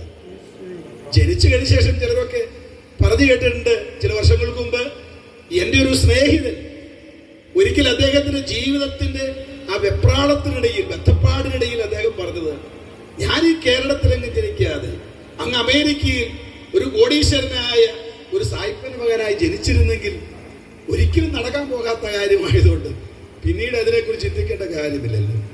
ഇന്ന രാജ്യത്ത് ജനിക്കണമെന്നും എന്റെ മാതാപിതാക്കൾ ഇന്ന ആളുകളായിരിക്കണമെന്നും ഇന്ന ഭാഷ സംസാരിക്കുന്നവരായിരിക്കണമെന്നും അങ്ങനെ തീരുമാനിക്കാൻ ഒരു മനുഷ്യനും സാധിക്കുകയില്ല. നിങ്ങൾ യേശുവിനെ നോക്കുക പ്രിയമുള്ളവരെ. അവൻ ഏത് ഗ്രാമത്തിലാണ് ജനിക്കേണ്ടത് എന്ന് യേശുക്രിസ്തു ജനിക്കുന്നതിന് 500 വർഷങ്ങൾക്ക് മുമ്പ് ജീവിച്ചിരുന്ന മീഖാ പ്രവാചകൻ 5-ാം അധ്യായം 2-ാം വാക്യത്തിൽ അവിടെ ബെത്ലഹേമിനെ കുറിച്ച് പറയുന്നു. യേശു ജനിക്കുന്നത് ബെത്ലഹേമിലായിരിക്കും. മത്തായി സുവിശേഷം 2-ാം അധ്യായം 1-ാം വാക്യത്തിൽ ഏത് ഗ്രാമത്തിൽ യേശു ജനിക്കുമെന്ന് യേശുവിന്റെ ജനനത്തിന് 500 വർഷങ്ങൾക്ക് മുമ്പ് മീഖാ പ്രവാചകൻ വിളിച്ചു പറഞ്ഞു. അതേപോലെ തന്നെ മത്തായി സുവിശേഷം 2:1 യേശു ബെത്ലഹേമിൽ ജനിച്ചു. ദൈവത്തിന് സ്തോത്രം. ഇനി അവന്റെ മരണത്തെക്കുറിച്ച് ഓർക്കുമ്പോൾ ചില കാര്യങ്ങൾ നമ്മൾ അധികം ശ്രദ്ധിക്കാതെ പോകുന്ന ഒരു വാക്യമാണ് 1 കൊരിന്ത്യർ ലേഖനം 5-ാം അധ്യായം 7-ാമത്തെ വാക്യം. അവിടെ പെസഹയെ കുറിച്ച് പറയുന്നത്, പെസഹ സ്ഥാപിതമായത് യേശുവിന് എത്രയോ വർഷങ്ങൾക്ക് മുമ്പാണ്. യേശുവിന് നൂറ്റാണ്ടുകൾക്ക് മുമ്പാണ് മിസ്രൈമിൽ വെച്ച് ഇസ്രായേൽ ജനത്തോട് അവരാചരിക്കേണ്ടതിന് വേണ്ടി ദൈവം നൽകിയ ഒരു പ്രമാണമാണ് പെസഹ. ഇനി അപ്പോസ്തലനായ പൗലോസ് ഈ പെസഹയെ വിശേഷിപ്പിക്കുന്നത് നമ്മുടെ പെസഹ കുഞ്ഞാടും അറുക്കപ്പെട്ടിരിക്കുന്നു, ക്രിസ്തു തന്നെ. പ്രിയമുള്ളവരെ, അതിനകത്ത് നിന്ന് ധാരാളം കാര്യങ്ങൾ ആ യാഗാർപ്പണ സമയം വരെ യേശു ക്രിസ്തുവിന്റെ ക്രൂശീകരണ സമയവുമായിട്ട് നാം ഒരുമിച്ച് പഠിച്ചാൽ കൃത്യമായിട്ട് നിറവേറാനിടയായിത്തീരും. എങ്കിലും ഒരു കാര്യം ഞാൻ നിങ്ങളോട് ഓർപ്പിക്കുക, ഈ പെസഹ കുഞ്ഞാടിനെ തെരഞ്ഞെടുക്കുമ്പോൾ ദൈവം അവരോട് പറഞ്ഞിരുന്നത് ഊനമില്ലാത്ത ഒരാട്ടിൻകുട്ടിയെ തെരഞ്ഞെടുക്കണം. അത് ഓരോ കുടുംബത്തിന്റെയും സംഹാരകരിൽ നിന്നുള്ള രക്ഷയ്ക്ക് വേണ്ടി ഊനമില്ലാത്ത ഒരാട്ടിൻകുട്ടിയെ തെരഞ്ഞെടുക്കണം. യേശു ക്രിസ്തു ഊനമുള്ളവനായിരുന്നു. ഒന്നാം സാക്ഷ്യം തന്റെ തന്നെ സാക്ഷ്യം, ചരിത്രത്തെ സാക്ഷി നിർത്തി യേശു ലോകത്തോട് പറഞ്ഞു, എന്റെ പാപത്തെ കുറിച്ച് ബോധം വരുത്തുവാൻ ആർക്കാണ് സാധിക്കുന്നത്? നൂറ്റാണ്ടുകൾ പലത് കഴിഞ്ഞു. പ്രിയമുള്ളവരെ, അവനിലെ പാപം ചൂണ്ടിക്കാണിക്കുവാൻ ഇന്ന് വരെ ഒരാൾക്കും സാധിച്ചിട്ടില്ല. 2, അവനെ ക്രൂശീകരണത്തിന് വേണ്ടി ഏൽപ്പിച്ചു കൊടുത്ത ന്യായാധിപനായിരുന്ന പീലാത്തോസ് പറഞ്ഞു, സ്തോത്രമല്ല, ഈ മനുഷ്യനിൽ ഞാൻ ഒരു കുറ്റവും കാണുന്നില്ല, അവൻ ഊനമില്ലാത്തവനാണ്. പീലാത്തോസിന്റെ ഭാര്യ പറയുകയാണ്, ആ നീതിമാന്റെ കാര്യത്തിൽ ഇടപെടരുത്. സ്തോത്രം, അവൻ ഊനമില്ലാത്തവനാണ്. കാൽവരി ക്രൂശിൽ യേശുവിന്റെ മരണത്തിന് സാക്ഷ്യം വഹിച്ച പടയാളി പറയുകയാണ്, ഈ മനുഷ്യൻ സാക്ഷാൽ നീതിമാനായിരുന്നു. അവന്റെ ശിഷ്യന്മാരിൽ ഒരാളായ പത്രോസ് പറഞ്ഞു, അവൻ പാപമില്ലാത്തവനാണ്. പൗലോസ് പറയുന്നു, അവനിൽ പാപമില്ല. പാപം അറിയാത്തവനെ നാം അവനിൽ ദൈവത്തിന്റെ നീതിയാകേണ്ടതിന് പാപം ആക്കപ്പെട്ടതാണ്. യേശുവിന്റെ കഥാജയം അന്ന് നൂറ്റാണ്ടുകൾക്കപ്പുറത്ത് പെസഹ കുഞ്ഞാട് ഊനമില്ലാത്ത കുഞ്ഞാടാകണമായിരുന്നുവെങ്കിൽ എന്റെയും നിങ്ങളുടെയും പാപങ്ങളുടെ പരിഹാരത്തിന് വേണ്ടി നമ്മുടെ പെസഹ കുഞ്ഞാടായി ഇന്നേക്ക് 2025 വർഷങ്ങൾക്കപ്പുറത്ത് കാൽവരിയിൽ പരമയാഗമായി തീർന്ന യേശു പാപമില്ലാത്തവനാണ്. യേശുവിന്റെ കഥാജയം. യെശയ്യാപ്രവാചകന്റെ പുസ്തകം 53-ാം അധ്യായം 9-ാമത്തെ വാക്യത്തിൽ അവന്റെ മരണത്തെ കുറിച്ച് പറയുന്ന, അവന്റെ മരണത്തിൽ അവൻ സമ്പന്നന്മാരോടുകൂടെ ആയിരിക്കും. പ്രിയമുള്ളവരെ, യേശു ക്രിസ്തുവിന്റെ മരണം കഴിഞ്ഞ് ഏതാനും ചില നിമിഷങ്ങൾ കൂടെ കഴിയുമ്പോൾ അവന്റെ രഹസ്യ ശിഷ്യനായ ഒരാൾ അടുത്തു വന്ന് ഭരണാധികാരികളുടെ അനുവാദത്തോടുകൂടെ ആ ഡെഡ് ബോഡി സ്വീകരിച്ച് ഒരു പുതിയ കല്ലറയിലാണ് അവനെ അടക്കിയത്. എനിക്ക് ചരിത്രത്തിന്റെ ഏടുകളിൽ നിന്നും മനസ്സിലായത്, ആ കാലഘട്ടങ്ങളിൽ രാജാക്കന്മാരും ഉന്നത പ്രമുഖന്മാരെയും അടക്കുമ്പോൾ ശവശരീരത്തോട് ചേർന്ന് 100 റാത്തൽ സുഗന്ധദ്രവ്യം. ഒരുപക്ഷെ പറയുമ്പോൾ എളുപ്പമായിട്ട് തോന്നിയേക്കാം. സ്തോത്രം. അത് അങ്ങനെ ഒരു സംസ്കാര ശുശ്രൂഷ അവിടുത്തെ രാജാക്കന്മാരുടെ മക്കൾക്കും രാജാക്കന്മാർക്കും ചക്രവർത്തിമാർക്കും മാത്രം ലഭിക്കുന്നതാണ്. എന്നാൽ യേശുവിന്റെ മരണത്തിൽ ഒരു രാജാവിനെ അടക്കുന്നത് പോലെ, ഒരു ചക്രവർത്തി അടക്കുന്നത് പോലെ 100 റാത്തൽ സുഗന്ധദ്രവ്യം ഇട്ടവനെ അടക്കിയപ്പോൾ അവൻ ജനിക്കുന്ന വർഷങ്ങൾക്കപ്പുറത്ത്, 1000-ലധികം വർഷങ്ങൾക്കപ്പുറത്ത് പ്രവാചകൻ പറഞ്ഞിരിക്കുകയാണ്, അവന്റെ മരണത്തിൽ അവൻ സമ്പന്നന്മാരോടുകൂടിയായി. 16-ാം സങ്കീർത്തനം 10-ാം വാക്യം നമുക്ക് പലപ്പോഴും അറിയാവുന്ന കാര്യമാണ്. അവന്റെ വിശുദ്ധനെ ദ്രവത്വം കാണാൻ ദൈവത്തിന് സ്തോത്രം. മരിച്ച് അഴുകി ദ്രവത്വത്തിലേക്ക് ആ ശരീരം മാറപ്പെടുന്നതിന് മുമ്പ്, പ്രിയമുള്ള ദൈവത്തിന്റെ പൈതലെ, യേശു ഉയർത്തെഴുന്നേറ്റു. ദാവീദ് പ്രവചനാത്മാവിൽ പറയുകയാണ്, ദ്രവത്വം കാണാൻ അനുവദിക്കയില്ല. ദൈവത്തിന് സ്തോത്രം. മരണം അതിന്റെ സർവശക്തി ഉപയോഗിച്ച് അവനെ മണ്ണിനകത്തടക്കി ഇനി മണ്ണിലേക്ക് ലയിച്ചു ചേരുമെന്ന് വിചാരിച്ചു. എന്നാൽ പാതാളത്തെയും മരണത്തെയും അതിന്റെ അധികാരം പിടിച്ചു വാങ്ങി യേശു കാൽവറിയിൽ മരണത്തിന്മേൽ ജയം ഭരിച്ച് മൂന്നാം നാൾ പുറത്തു വരുവാനിടയായിട്ട്. ഞാൻ ഇത്രയും പറഞ്ഞ എന്തിനു വേണ്ടിയെന്നറിയാവോ? യേശുവിന്റെ ഒന്നാം വരവിൽ അവൻ ജനിക്കുന്ന സ്ഥലത്തെക്കുറിച്ച്, ജനന വിധത്തെക്കുറിച്ച്, അവന്റെ പേരിനെ കുറിച്ച്, അവന്റെ മരണത്തെക്കുറിച്ച്, അവന്റെ മരണത്തിൽ അടക്കുന്ന കല്ലറയെ സംബന്ധിച്ച് ഇതെല്ലാം വിശദമായി പ്രവാചകന്മാർ രേഖപ്പെടുത്തി. അത് അതുപോലെ തന്നെ ചരിത്രത്തിൽ നിറവേറിയെങ്കിൽ ഇന്നു രാത്രി ദൈവത്തെ ആരാധിക്കുന്ന വിശുദ്ധന്മാരോട് ഞാൻ ഒരു കാര്യം വിളിച്ചു പറയുകയാണ്: യേശു രണ്ടാമത് വരുമെന്നുള്ള അവിടുത്തെ പ്രവചനങ്ങളും ചരിത്രത്തിന്റെ ഏടുകളിൽ അതുപോലെ തന്നെ നിറവേറും. അത് വിശ്വസിക്കുന്നവർ ദൈവത്തെ ശക്തിയായി ഒന്ന് സ്തുതിച്ചാൽ. എന്റെ പ്രസംഗത്തിന്റെ രണ്ടാം ഭാഗത്തിലേക്ക് കടന്നു വരുവാൻ താല്പര്യപ്പെടുകയാണ്. മത്തായി സുവിശേഷം 24-ാം അധ്യായം 1, 2, 3 വാക്യങ്ങൾ വളരെ വേഗം നമുക്ക് ഒന്ന് വായിക്കാം. യേശു ദേവാലയം വിട്ടു പോകുമ്പോൾ ശിഷ്യന്മാർ അവന് ദേവാലയത്തിന്റെ പണി കാണിക്കേണ്ടതിന് അവന്റെ അടുക്കൽ വന്നു. അവൻ അവരോട്, ഇതെല്ലാം കാണുന്നില്ലയോ? ഇടിഞ്ഞു പോകാതെ കല്ലിന്മേൽ കല്ല് ഇവിടെ ശേഷിക്കുകയില്ല എന്ന് ഞാൻ സത്യമായിട്ട് നിങ്ങളോട് പറയുന്നു എന്ന് പറഞ്ഞു. അവൻ ഒലിവുമലയിൽ ഇരിക്കുമ്പോൾ ശിഷ്യന്മാർ തനിച്ച് അവന്റെ അടുക്കൽ വന്ന് അത് എപ്പോൾ സംഭവിക്കും എന്നും നിന്റെ വരവിനും ലോകാവസാനത്തിനും അടയാളം എന്ത് എന്നും പറഞ്ഞു തരണമെന്ന് അപേക്ഷിച്ചു എന്ന് അവരോട് പറഞ്ഞു. യഹൂദന്മാരുടെ പ്രത്യേകത 1 കൊരിന്ത്യർ ലേഖനം 1-ാം അധ്യായം 22-ാമത്തെ വാക്യത്തിൽ എന്ത് കാര്യത്തിനും അടയാളം അന്വേഷിക്കുന്നവരെ. യവനന്മാർക്ക് ജ്ഞാനമാണ് വേണ്ടതെങ്കിൽ ഏത് നിസാര കാര്യത്തിനും യഹൂദൻ എന്ത് വേണം? ഒരടയാളം വേണം. 3 ചോദ്യത്തിനും കൂടെ ഒറ്റ അടയാളമാണ് അവർ ആവശ്യപ്പെടുന്നത്. 1-ാമത്തെ ചോദ്യം, അതെപ്പോൾ സംഭവിക്കും? അത് എപ്പോൾ സംഭവിക്കും എന്നുള്ളത് യെരുശലേം ദേവാലയത്തിന്റെ നാശം. കാരണം കർത്താവ് പറഞ്ഞു, കല്ലിന്മേൽ കല്ല് ശേഷിക്കാതെ ഇത് തകർന്നു പോകും. അതെപ്പോഴാണ് സംഭവിക്കുന്നത്? അത് സംഭവിക്കുമ്പോൾ ലോകം അവസാനിക്കും എന്ന് യഹൂദന്മാർ ചിന്തിച്ചു. അതിന്റെ കാരണം ആലയത്തെ അവർ അത്രയധികം സ്നേഹിച്ചിരുന്നു.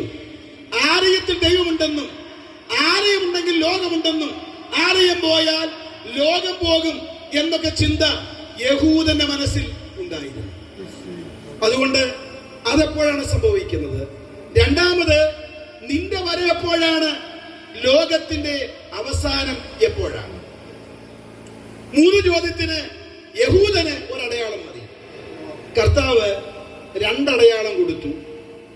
ഈ അടയാളങ്ങളെ ദൈവവചനത്തിൽ നിന്ന് പഠിക്കുമ്പോൾ ആകാശത്തിലെ അടയാളങ്ങൾ, ഭൂമിയിലെ അടയാളങ്ങൾ, മനുഷ്യ സമുദായത്തിലെ അടയാളങ്ങൾ, ശാസ്ത്രലോകത്തിലെ അടയാളങ്ങൾ, ഇനി അധികമാരും പറയാത്തൊരു മേഖലയാണ് സഭയിലെ അടയാളം.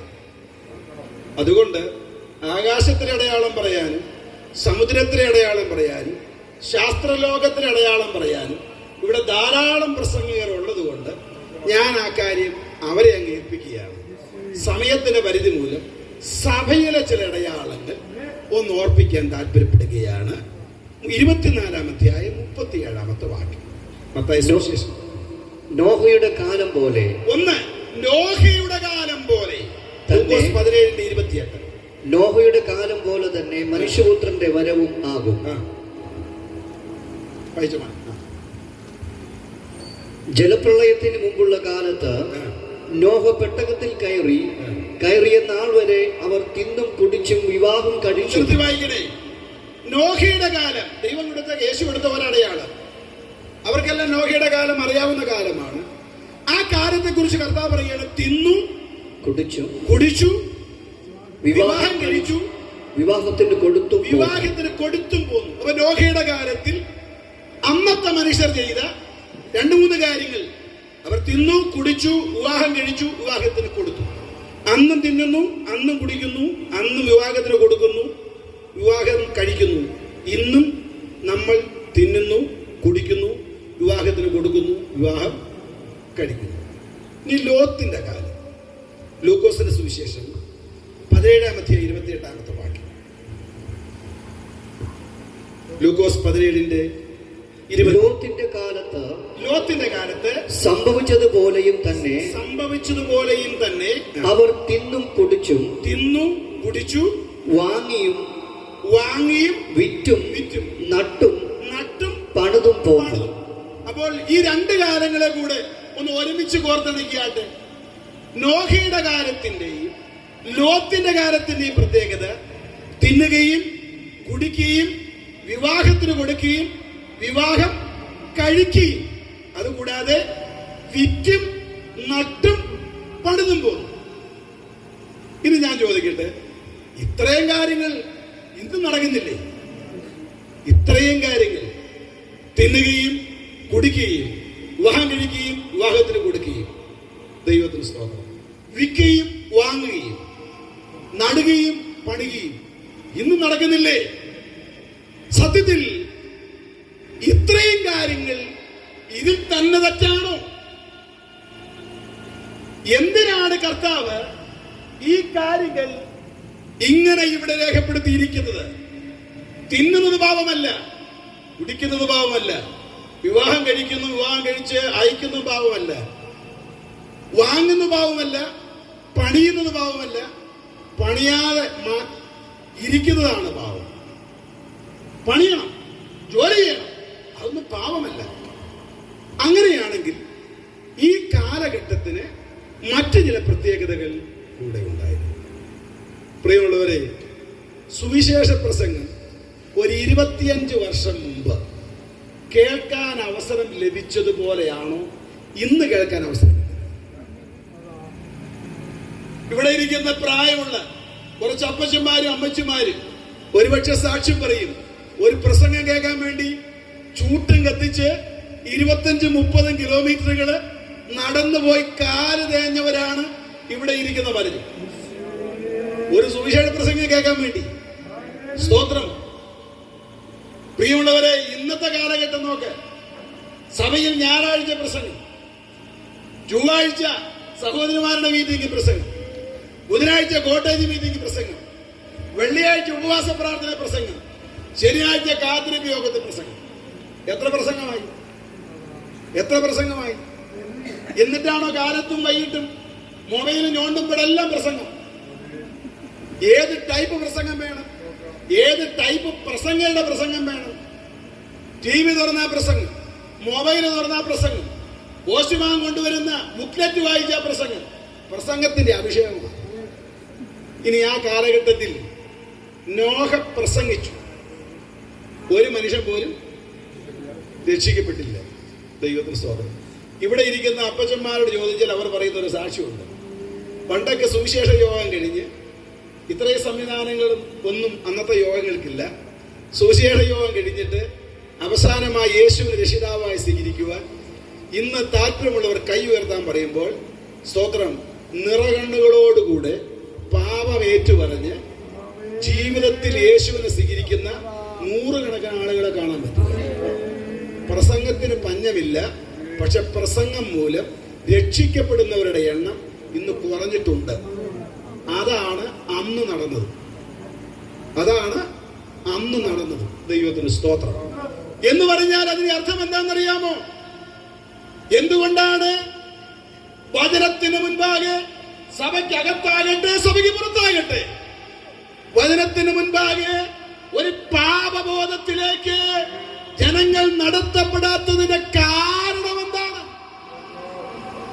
ഉൽപ്പത്തി പുസ്തകം 6-ാം അധ്യായത്തിലേക്ക് വന്നാണ്ട് മറന്നുപോകാതെ വായിക്കേണ്ട ഒരു വാക്യമാണ്. 6-ാം അധ്യായം 3-ാമത്തെ വാക്യം ഒന്ന് വായിച്ചാട്ടെ. അപ്പോൾ യഹോവ മനുഷ്യനിൽ എന്റെ ആത്മാവ് സദാകാലവും വാദിച്ചുകൊണ്ടിരിക്കുകയില്ല. നോഹയുടെ കാലത്തിന്റെ പ്രത്യേകത എന്താണെന്നറിയാമോ? സ്തോത്രം, പരിശുദ്ധാത്മാവ് മനുഷ്യനിൽ വാദിക്കാത്ത കാലഘട്ടം. കുറെ കൂടെ കൃത്യമായ സ്തോത്രം ഭാഷാന്തരത്തിലൂടെ മനസ്സിലാക്കിയാൽ പരിശുദ്ധാത്മാവ് പറയുകയാണ്, മനുഷ്യനിൽ ഞാൻ അധ്വാനിക്കുന്നില്ല, മനുഷ്യനിൽ ഞാൻ പരിശ്രമിക്കുന്നില്ല. ഒരു മനുഷ്യന് പാപബോധം ഉളവാക്കുന്നത് പരിശുദ്ധാത്മാവാണ്. ത്രിയേക ദൈവത്തിന്റെ പ്രവൃത്തി മൂലമാണ് ഒരാൾ രക്ഷിക്കപ്പെടുന്നത്. പിതാവായ ദൈവത്താൽ ആകർഷിക്കപ്പെട്ട് പരിശുദ്ധാത്മാവ് പാപബോധനം വരുത്തി പുത്രൻ തമ്പുരാൻ നീതീകരിക്കുമ്പോഴാണ് ഒരാൾ രക്ഷിക്കപ്പെട്ട് ദൈവത്തിലായിട്ട് മാറുന്നത്. അപ്പോൾ ഒരാളുടെ രക്ഷാനിർണയത്തിൽ പിതാവായ ദൈവമുണ്ട്, പുത്രനായ ക്രിസ്തുവുണ്ട്, പരിശുദ്ധാത്മാവുണ്ട്. അപ്പോൾ രക്ഷിക്കപ്പെടുന്നത് എങ്ങനെയാണ്? പിതാവ് ആകർഷിക്കണം, പരിശുദ്ധാത്മാവ് ഭാവബോധം വരുത്തണം, സ്തോത്രം, പുത്രൻ തമ്പുരാൻ ആ വ്യക്തിയെ നീതീകരിക്കണം. ഈ മൂന്ന് അനുഭവങ്ങൾ ഒരു വ്യക്തിയിൽ ഉണ്ടാകുമ്പോഴാണ് ഒരാൾ രക്ഷിക്കപ്പെടുന്നത്. ഉണർവ് യോഗത്തിൽ തലവേദന മാറിയത് കൊണ്ടോ ഏതെങ്കിലും ദൂത് കേട്ടതുകൊണ്ടോ ഒരാവേശത്താൽ പുറകിലിരുന്ന് കൈ ഉയർത്തി അതിനുശേഷം തലയിൽ കൈവച്ച് പ്രാർത്ഥിക്കുമ്പോൾ അല്ല ഒരാൾ രക്ഷിക്കപ്പെടുന്നത്. അതൊക്കെ നല്ല കാര്യമാണ്. രക്ഷാ നിർണയത്തിന് പിതാവായ ദൈവത്തിൽ ആകർഷിക്കപ്പെട്ട് പരിശുദ്ധാത്മാവിനാൽ പാപബോധം വന്ന് പുത്രൻ തമ്പുരാനെ നീതീകരണം, ഈ മൂന്ന് പ്രക്രിയ ഒരാളിൽ ഉണ്ടാകുമ്പോഴാണ് അവർ സാക്ഷാൽ ദൈവമായി മാറുന്നത്. ഞാൻ കൊട്ടാരക്കരയിൽ താമസിക്കുന്ന കാലഘട്ടം, അവിടെ ഗവൺമെന്റ് സർവീസിൽ ഏതാണ്ട് ഒരു 25 വർഷം ജോലി ചെയ്ത ഒരു മനുഷ്യൻ രക്ഷിക്കപ്പെട്ടു. ഞാന് അദ്ദേഹത്തിന് അനുഭവസാക്ഷ്യം കേട്ടത് കൊട്ടാരക്കര സ്റ്റാൻഡിൽ നിന്നും ഒരു 10 കിലോമീറ്റർ വിദൂരത്തുള്ള ഒരു ഗ്രാമത്തിലെ ഒരു ഗവൺമെന്റ് ഓഫീസിലാണ് ദീർഘവർഷം ജോലി ചെയ്തത്. ആ സ്ഥലത്തേക്ക് പോകാൻ വേണ്ടി ഓരോ അരമണിക്കൂർ ഇടവിട്ട KSRTC ബസ്സുണ്ട്. ഈ ബസ്സിൽ 8:30 ശേഷം 11:30 വരെയുള്ള ഒരൊറ്റ വണ്ടിയിൽ നിൽക്കാൻ സ്ഥലം കിട്ടില്ല. അതും ഒരാളാണ്. 3:30ക്കും 5 മണിക്ക് ഇടയ്ക്കുള്ള സമയം. ഈ മനുഷ്യൻ ഒരു സർക്കാർ ഉദ്യോഗസ്ഥനാണ്. താൻ ചെയ്തൊരു കാര്യം, ആവശ്യം പോലെ ശമ്പളമുണ്ട്, മാന്യമായ കുടുംബത്തിൽ പിറന്നവനാണ്. ഇതൊക്കെ ആണെങ്കിലും ഇദ്ദേഹം ഒരു ചെറിയ കുസൃതി ചെയ്യുമായിരുന്നു. കണ്ടക്ടർ പുറകിൽ വരുമ്പോൾ ഈ ആൾക്കൂട്ടത്തിനിടയിലൂടെ നടഞ്ഞ് അദ്ദേഹം മുമ്പിൽ ചെല്ലും. കണ്ടക്ടർ ഓരോരുത്തർക്ക് ടിക്കറ്റ് കൊടുത്ത് ഫ്രണ്ടിൽ വരുമ്പോൾ ഇദ്ദേഹത്തിന് ഏകദേശം ഇറങ്ങേണ്ട സമയമാകും. ഈ മനുഷ്യൻ ബാക്കിൽ വരും. അദ്ദേഹത്തിന് അനുഭവസാക്ഷ്യത്തിൽ താൻ പറഞ്ഞ് 10 കൊല്ലം ടിക്കറ്റ് എടുക്കാതെ യാത്ര ചെയ്യും. അങ്ങനെ ഇരിക്കുമ്പോഴാണ് ഇതുപോലൊരു സുവിശേഷ യോഗത്തിൽ വെച്ച് പാപബോധം വന്നത്. പരിശുദ്ധാത്മാവ് പാപബോധം വരുത്തി. അന്നത്തെ പ്രസംഗിച്ചത് സക്കായി മരത്തെ നിറങ്ങുന്ന ഒരു കാര്യമുണ്ടല്ലോ. യേശു വിളിച്ചിട്ട് അവരെ വീട്ടിൽ ചെന്ന്, അപ്പോൾ യേശു സക്കായിയോട് പറയുന്ന ഒരു വാചകം അദ്ദേഹത്തിന് നെഞ്ചിലങ്ങ് പതിഞ്ഞു കയറി. അധികം വല്ലതും ഈ മനുഷ്യൻ ചെയ്ത കാര്യം എന്താണെന്നറിയാവോ? യഥാർത്ഥമായി പാപബോധനം പ്രാപിച്ച് പരിശുദ്ധാത്മാവ് പാപബോധം വരുത്തിയപ്പോൾ അദ്ദേഹം ഇരുന്ന് കണക്കൂട്ടി. ഈ 10 കൊല്ലം KSRTC മോഷ്ടിച്ച പൈസ എത്രയാണെന്ന് കണക്കൂട്ടി. എന്നിട്ട് ബാങ്കിൽ ചെന്ന് പൈസ എടുത്ത് 10:30 മണിയായപ്പോൾ കൊട്ടാരക്കര KSRTC സ്റ്റാൻഡിൽ ചെന്നു. അവിടെ ചെന്നിട്ട് ഓഫീസറോട് പറയുകയാണ്, സാറേ ഞാൻ രക്ഷിക്കപ്പെട്ടു. സാറ് പറഞ്ഞു, ഇത് എന്ത് സൈസാണ്? പല സൈസുകളെ കണ്ട് ഇങ്ങനെ ഒരാളെ ആദ്യം കേട്ടുകയാണ്. അദ്ദേഹം പറഞ്ഞു, നീ രക്ഷിക്കപ്പെട്ടു, ഞാൻ എന്തോ വേണം? സാറേ ഞാൻ രക്ഷിക്കപ്പെട്ടു. സാറേ ഞാൻ രക്ഷിക്കപ്പെട്ടപ്പോൾ 10 വർഷമായി ഞാൻ KSRTC ടിക്കറ്റ് ഇല്ലാതെ യാത്ര ചെയ്തു. ഭാഗ്യവശാൽ എന്നെ ആരും പിടിച്ചില്ല. അതുകൊണ്ട് ഞാൻ ആ പൈസയായിട്ടാണ് വന്നിരിക്കുന്നത്. ഡിപ്പാർട്ട്മെന്റ് ഈ പൈസ ഞാൻ മടക്കി തരിക. അങ്ങനെ രക്ഷിക്കപ്പെട്ടവര് മേൽപ്പാടത്തുണ്ടോ? കൈയുയർത്തല്ലേ, ദൈവത്തിന് സ്തോത്രമല്ലേ. ഈ മനുഷ്യൻ, ഈ ഉദ്യോഗസ്ഥൻ അദ്ദേഹത്തോട് പറഞ്ഞു, എടാ സഹോദര, നിന്നെ പിടിക്കാൻ നിന്റെ ഭാഗ്യം. എന്തെങ്കിലും കാരണവശാൽ ടിക്കറ്റ് ഇല്ലാതെ യാത്ര ചെയ്യുന്ന സമയത്ത് ചക്കര പിടിച്ചിരുന്നെങ്കിൽ ഈ പൈസ ഞങ്ങൾ കീഴാക്കാമായിരുന്നു. എന്നാൽ കേരള ഗവൺമെന്റിന്റെ നിയമത്തിൽ രക്ഷിക്കപ്പെട്ടത് കൊണ്ട് KSRTC പൈസ തിരിച്ചു മേടിക്കാൻ ഒരു വകുപ്പില്ല. അദ്ദേഹം അവിടുന്ന്, സാറേ ഞാൻ പൈസ തരാതെ ഓഫീസിൽ നിന്ന് പോകില്ല. ഈ പരിശുദ്ധാത്മാവ് അകത്ത് പാപബോധം വരുത്തിയാലത്തെ കാര്യം ഞാൻ പറഞ്ഞത്. ഉണർവ് യോഗത്തിൽ ആവേശം കയറുന്ന കാര്യമല്ല ഇത്. പരിശുദ്ധാത്മാവ് പാപബോധം വരുത്തിയാൽ ഇങ്ങനെയൊക്കെ മനുഷ്യന് പ്രവർത്തിക്കും. ഈ മനുഷ്യൻ പറഞ്ഞു, ഈ പൈസയായിട്ട് ഞാൻ എന്റെ വീട്ടിലേക്ക് പോകില്ല. കാരണം ഇന്നലെ രാത്രി ദൈവാത്മാവ് എന്നോട് പറഞ്ഞു, KSRTC മോഷ്ടിച്ചത് തിരിച്ചു കൊടുക്കണം. അവരൊട്ട് മേടിക്കൂല. ഗതികേട് നിമിത്തം കരഞ്ഞാണ് ആ മനുഷ്യൻ ഓഫീസിൽ നിന്ന് പുറത്തേക്ക് ഇറങ്ങിയത്. അങ്ങനെ വന്ന് KSRTC ബസ് സ്റ്റാൻഡില് അദ്ദേഹം ഒരു കസേരയിലേക്ക് ഇരിക്കുക. ദൈവത്തിന് സ്തോത്രം. അവിടെ ഒരു കോൺക്രീറ്റ് ബെഞ്ചുണ്ട്. ആ ബെഞ്ചിൽ ഇരിക്കുമ്പോഴാണ് തിരുവനന്തപുരത്ത് നിന്ന് കണ്ണൂർക്ക് പോകുന്ന ഒരു സൂപ്പർ ഫാസ്റ്റ് ബസ് വരുന്നത്. ഇദ്ദേഹത്തിന്റെ അകത്ത് ഒരു ഐഡിയ അന്നേരം കിട്ടി. ചാടി അതിൽ കയറി കണ്ണൂർ സൂപ്പർ ഫാസ്റ്റിൽ കയറി കണ്ണൂരിൽ ടിക്കറ്റ് എടുത്തു. അടൂര് ചെന്നപ്പോ ഇറങ്ങി. അടൂർ ഇറങ്ങി ഒരു നാരങ്ങ വെള്ളം കുടിച്ചപ്പോ കാണാം തിരുവനന്തപുരം ലിമിറ്റഡ് സ്റ്റോപ്പ് വരുന്നു. അതിനകത്ത് കയറി തിരുവനന്തപുരത്തിന് ടിക്കറ്റ് എടുത്തിട്ട് കൊട്ടാരക്കര ഇറങ്ങി. ചുരുക്കി പറഞ്ഞാൽ രാവിലെ 11 മണിക്ക് തൊട്ട് ഈ കൊട്ടാരക്കര ടു അടൂര്, അടൂർ ടു കൊട്ടാരക്കര 2 ദിവസം KSRTC ഇങ്ങനെ അദ്ദേഹം കൊടുക്കാനുള്ള കടം തീർത്തിട്ട് അടുത്ത ഞായറാഴ്ച സഭയോട് ഒരു സാക്ഷ്യം പറഞ്ഞു. എന്റെ അകത്ത് ദൈവത്തിന്റെ ആത്മാവ് പാപബോധം വരുത്തിയപ്പോൾ കഴിഞ്ഞ 10 വർഷമായി ഞാൻ ചെയ്തൊരു പാപം പരിശുദ്ധാത്മാവ് എനിക്ക് ബോധ്യപ്പെടുത്തി. ഞാൻ അതിന് പരിഹാരം വരുത്തിയിട്ടാണ് ഈ സഭയുടെ മുൻപാകെ എഴുന്നേറ്റ് നിൽക്കുന്നത്.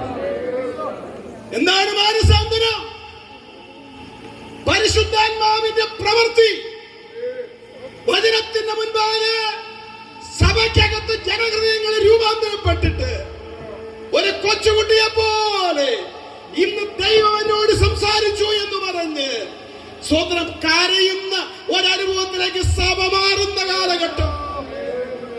ഇന്ന് എത്ര പ്രസംഗം പ്രസംഗിച്ചാലും എന്തെല്ലാം ദൂത് പറഞ്ഞാലും ഒരുത്തരും ഒരു അനക്കവും ഇല്ല. ഈ പ്രസംഗിക്കുന്ന ഉപദേശിക്കാൻ അനക്കവും ഇല്ല. പിന്നെയല്ല വിശ്വാസിക്കാൻ ദൈവത്തിന് സ്തോത്രം. പിന്നെ ഞങ്ങളങ്ങ് പ്രസംഗിച്ച് തട്ടി വിടുകയല്ലേ. സ്തോത്രം. ഇന്ന് പോൽക്കാലം ഞാനൊരു കാര്യം പറയാം.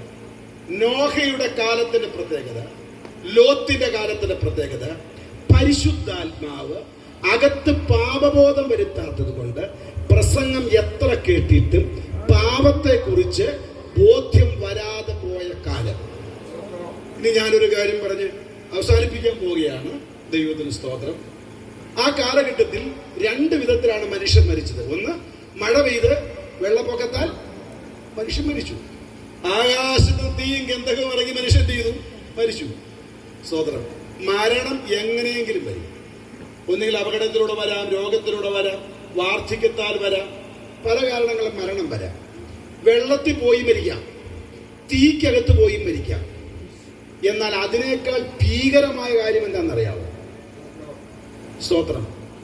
വെള്ളം കയറി ഇന്ന് ലോകത്ത് പാർക്കുന്ന മുഴുവൻ മനുഷ്യൻ മരിക്കുന്നതിനേക്കാൾ ഭയാനകമായ ഒരു കാര്യം ആകാശത്ത് തീ ഇറങ്ങി, സ്തോത്രം, ഒരു ഗ്രാമത്തിലുള്ള ആളുകൾ മുഴുവൻ മരിക്കുന്നതിനേക്കാൾ ഭയാനകമായ ഒരു കാര്യം ദൈവവചനത്തിന്റെ മുൻപാകെ പാപബോധമില്ലാതെ കുറ്റബോധമില്ലാതെ മരിക്കുന്ന ഗതികേടാണ് വരുന്നതെങ്കിൽ അതേറ്റവും ഭീകരമാണ്. അങ്ങനെ ഒരു കാലഘട്ടത്തിലേക്ക് ദൈവസഭകൾ മാറിയിരിക്കുമ്പോൾ ഒരു കാര്യം ഉറപ്പായിട്ട് എനിക്കറിയാം. ഈ നാടുകളിൽ യേശു തന്റെ സഭയെ ചേർക്കാൻ ഇറങ്ങി വരുവാൻ സമയം അടുത്തിരിക്കുക. സ്തോത്രം. 35 വർഷമായി ഷാരോൺ ഫെലോഷിപ്പിലെ ശുശ്രൂഷകനാണ്. ഇത്രയും നാളത്തെ ആത്മീയ ശുശ്രൂഷയിൽ ഒരിക്കൽ മാത്രം കണ്ടതും പിന്നീട് ഒത്തിരി കാണാൻ ആഗ്രഹിച്ചതും ഇന്ന് വരെ കാണാൻ പറ്റാതെ പോയതുമായ ഒരു കാര്യം. ഞാനൊരു സഭയിൽ ശുശ്രൂഷിക്കുമ്പോൾ 21 ദിവസം ഉപവാസ പ്രാർത്ഥന നടക്കുകയാണ്. 20-ാം ദിവസം ഒരു ശനിയാഴ്ച ഷാരോൺ ഫെലോഷിപ്പിന്റെ കൗൺസിൽ അംഗമായിരിക്കുന്ന കർത്താവിന്റെ ദാസൻ OT ജോസഫ് പാസ്റ്ററാണ് ശുശ്രൂഷയ്ക്ക് വന്നത്. 1 മണിക്ക് തീരേണ്ട യോഗം 1:30 അദ്ദേഹം നിർത്തിയില്ല. ഞാൻ പയ്യനായതുകൊണ്ടും അദ്ദേഹം സീനിയർ ആയതുകൊണ്ടും നിർത്താൻ പറയാൻ ഒരു പേടി കൂടെയുണ്ട്. അതിനേക്കാൾ ഭയാനകം അദ്ദേഹത്തിന് തീ പാറുന്ന വചനത്തിന് ശബ്ദമായി. ഏതാണ്ട് ഒരു 1:45 മണിയായപ്പോൾ അദ്ദേഹം പറയുകയാണ്, ഞാൻ പ്രസംഗിച്ച പ്രസംഗത്തിന് മുൻപാകെ പാപബോധമുള്ളവർ എഴുന്നേറ്റില്ല. അപ്പൊ ഞാൻ വിചാരിച്ചു പ്രസംഗം തീർത്തിയെന്ന് വിചാരിച്ചു. അപ്പൊ കാണാൻ ഇനി അടുത്ത പരിപാടി തുടങ്ങി. പാപബോധമുള്ളവർ എഴുന്നേക്കാന്ന് പറഞ്ഞപ്പോൾ ആര് എഴുന്നേക്കുന്നതിനും അദ്ദേഹം പറഞ്ഞു, ഈ സാധാരണ പെന്തക്കോസുകാരന്റെ പാപബോധമൊന്നും ഇന്ന് വേണ്ട. കട്ടട്ട് വന്നവൻ ഞാൻ കട്ടട്ടാ വന്നത്, ഇനി കക്കൂല എന്ന് പറഞ്ഞു. മനസ്സിലാവുന്നത് നിങ്ങൾക്ക്? അപ്പൊ ഞാൻ വിചാരിച്ചു, ദൈവമേ എന്തോ ഈ മനുഷ്യൻ പറയുന്നത്. പ്രിയമുള്ളവരെ, അല്പസമയം കഴിഞ്ഞപ്പോൾ ഏതാണ്ട് അന്നൊരു 10-40 പേര് വിശ്വാസികൾ അന്ന് ആ സഭയിൽ വന്നിട്ടുണ്ട്. ഒരു മനുഷ്യൻ, അദ്ദേഹം കേന്ദ്ര ഗവൺമെന്റ് ഉദ്യോഗസ്ഥനായ ഒരു മനുഷ്യനാണ്. അദ്ദേഹം എഴുന്നേറ്റ് നിന്നു. ഞാൻ മനുഷ്യന്റെ മുഖത്തേക്ക് നോക്കുമ്പോൾ കണ്ണുകൾ നിറയുന്നു, ചുണ്ടുകൾ ചലിക്കുന്നു, വാ വിട്ട് കരയാൻ വേണ്ടി തുടങ്ങിയത്. ദൈവത്തിന് സ്തോത്രം. അദ്ദേഹം പറഞ്ഞു, ഇന്ന് പകൽക്കാലം കേൾക്കപ്പെട്ട വചനം എന്നോടായിരുന്നു. എന്റെ ഉള്ളം കത്തിക്കൊണ്ടിരിക്കുകയായിരുന്നു. ഞാൻ പാപിയായ ഒരു മനുഷ്യനാണ്. അദ്ദേഹം ചെയ്ത പാപം വളരെ നിസ്സാരമായ കാര്യം. സർക്കാർ ഓഫീസിൽ നിന്ന് പോരുന്ന വഴിക്ക് പിള്ളേർക്ക് ട്യൂഷന് എഴുതാൻ വേണ്ടിയും എംബോഷൻ എഴുതാൻ വേണ്ടിയും എല്ലാ ദിവസം ഒരു വെള്ള ഷീറ്റ് എടുത്തുകൊണ്ട് വരും. അതാണോ പാപം? എന്നാ മിണ്ടാതിരിക്കണം? എന്താ അതാണ് അമ്മാമ്മേ പാപം? ദൈവത്തിന് സ്തോത്രം. സർക്കാർ ആ പേപ്പർ എന്തിനാ ഓഫീസിൽ വെച്ചേക്കണമെന്ന് അറിയാമോ? അവിടുത്തെ ഉദ്യോഗസ്ഥന്മാർക്ക് ഔദ്യോഗിക കൃത്യനിർവഹണത്തിന് വേണ്ടിയാണ്. വീട്ടിലെ പിള്ളേർക്ക് എംബോഷൻ എഴുതാനുള്ള സാധനമല്ല. ഓരോ നേരത്ത് വായിനകത്ത് ഒരു പേപ്പർ ഇട്ടുകൊണ്ടെങ്കിൽ പോരും. അന്ന് രാത്രി ആ പകൽക്കാലം ആ മനുഷ്യൻ എഴുന്നേറ്റ് പറയുകയാണ്, ഞാനൊരു ഉന്നതനായ ഉദ്യോഗസ്ഥനാണ്, പക്ഷേ ഞാൻ വെറുതെ എല്ലാവരും ചെയ്യുന്നതുകൊണ്ട് ഞാൻ ഒരു ഷീറ്റ് ഒരു പേപ്പറെ വിടാറുള്ളൂ. പക്ഷെ ഇന്ന് ദൈവാത്മാവ് എന്നോട് പറഞ്ഞു, ഞാൻ നിങ്ങളോട് ചോദിക്കട്ടെ, സഭായോഗത്തിലോ കുടുംബയോഗത്തിലോ ഉപവാസ പ്രാർത്ഥനയിലോ ഉണർവ് യോഗത്തിലോ ഇവിടെ ഒത്തിരി അഭിഷേകം വ്യാപരിക്കുന്നുണ്ട്, രോഗശാന്തി ഉണ്ടാകുന്നുണ്ട്, ഇവിടെ വലിയ കാര്യങ്ങളൊക്കെ ആത്മാവിന്റെ പ്രകടനങ്ങളുണ്ട്. പക്ഷെ അവസാനമായി വചനത്തിന് മുൻപാകെ പാപബോധത്തോടുകൂടെ എഴുന്നേറ്റ് നിന്ന് ക്ഷമ പറയുന്ന കരയുന്ന ഒരു അനുഭവം നിങ്ങൾ അവസാനമായി കണ്ട ദിവസം ഓർമ്മയുണ്ടോ? അതൊക്കെ സഭകളിൽ നിന്ന് അന്യപ്പെട്ടു പോയി. അങ്ങനെ ഒരു കാലഘട്ടത്തിൽ നമുക്ക് വിളിച്ചു പറയാം, വചനത്തിന് മുൻപാകെ പരിശുദ്ധാത്മാവ് പാപബോധം വരുത്താത്ത ഈ കാലഘട്ടം ഇത് നോഹയുടെ കാലഘട്ടത്തിന്റെ മറ്റൊരു പതിപ്പാണ്. ഇത് ലോത്തിന്റെ കാലത്തിന്റെ മറ്റൊരു പതിപ്പാണ്. ഈ കാലത്തിൽ യേശു തന്റെ സഭയെ ചേർക്കുവാൻ ആകാശമേഘങ്ങളിൽ എടുക്കുന്നത്. പ്രിയമുള്ള ദൈവജനമേ, ഞാൻ എന്റെ പ്രഭാഷണം ഇവിടെ അവസാനിപ്പിക്കുന്നതിന് മുമ്പായി ഒരു പാട്ടുപാടി നാം അല്പസമയം ആരാധിക്കാൻ വേണ്ടി പോവുകയാണ്. ഈ യോഗത്തിലെ അവസാന ദിവസമാണല്ലോ ഇത്. 19-ാം നൂറ്റാണ്ടിന്റെ പ്രാരംഭ സമയം. അങ്ങകലെ കുന്നംകുളത്ത് CV താരപ്പൻ എന്ന് പറയപ്പെടുന്ന ഒരു ഉപദേശി ഉണ്ടായിരുന്നു. ഒരു ദിവസം അദ്ദേഹം വിവിധ വീടുകൾ കയറി ഇറങ്ങി ലഘുലേഖകൾ വിതരണം ചെയ്ത് സുവിശേഷം പറഞ്ഞുകൊണ്ട് നടക്കുമ്പോഴാണ് താരപ്പൻ ഉപദേശി ഒരു കാര്യം അറിയുന്നത്. ആ നാട്ടിൽ കുഞ്ചി എന്ന പേരോടുകൂടിയ ഒരു സഹോദരിയുണ്ട്. അവർ യേശുവിനെ രക്ഷിതാവായി സ്വീകരിച്ചു. യേശുവിനെ രക്ഷിതാവായി സ്വീകരിച്ചതും ജലസ്നാനത്തിന് വേണ്ടി തയ്യാറായതും തൻ്റെ കുടുംബാംഗങ്ങളെയും തൻ്റെ സഹോദരങ്ങളെയും പ്രകോപിപ്പിച്ചു. അവർ ചെയ്ത കാര്യം, കുഞ്ഞിയുടെ കരത്തിൽ പട്ടിയെ തിളയ്ക്കുന്ന ഇരുമ്പ് ചങ്ങലകൾ കൊണ്ട് ബന്ധിച്ചു, കാലുകൾ ബന്ധിച്ചു. മാസങ്ങളോളം ഒരു മുറിക്കകത്ത് മലമൂത്ര വിസർജനം പോലും ആ മുറിക്കകത്താണ് ആ സ്ത്രീ ചെയ്തത്. അപ്പോഴും അവൾ പറഞ്ഞു, ഞാൻ ഇവിടെ കിടന്ന് നരകിച്ചു മരിക്കേണ്ടി വന്നാലും യേശുവിൻ്റെ കാഹളം അതാണ് എൻ്റെ ഏറ്റവും വലിയ പ്രത്യാശ. ആ സ്ത്രീ പട്ടിണി കിടന്ന് പട്ടിണിക്കോലമായി ആരും അറിയാതെ ആ മുറിക്കകത്ത് മരിച്ചു വീണു. ഈ സംഭവം താരപ്പൻ ഉപദേശിയെ വല്ലാതെ വേദനിപ്പിച്ചു. ആ സംഭവം അറിഞ്ഞ് താൻ തന്റെ കൊച്ചുകുടിലേക്ക് യാത്രയാവുകയാണ്. താന് തന്റെ വീട്ടിൽ വന്നിട്ടും ഭക്ഷണം കഴിക്കാൻ പോലും തോന്നുന്നില്ല.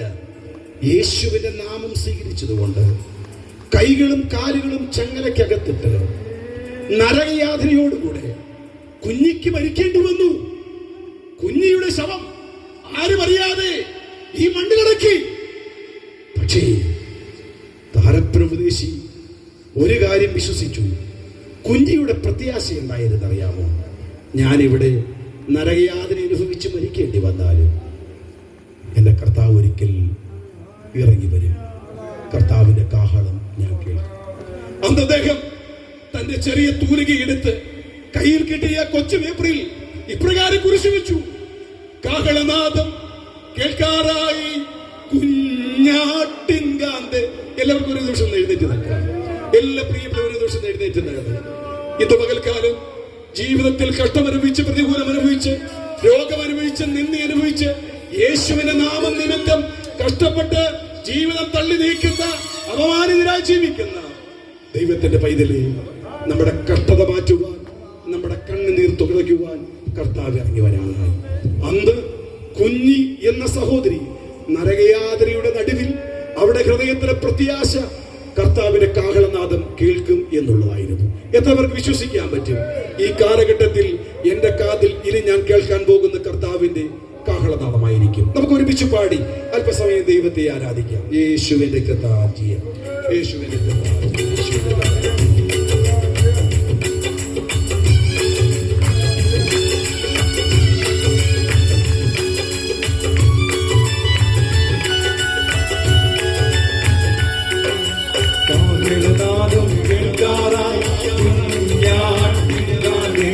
വ്യാകുലകാലം തീരാറായി ക്രൂശിൻ സാക്ഷികളെ, ആയനാദം കേൾക്കാറായി കുഞ്ഞാട്ടില്ലാതെ.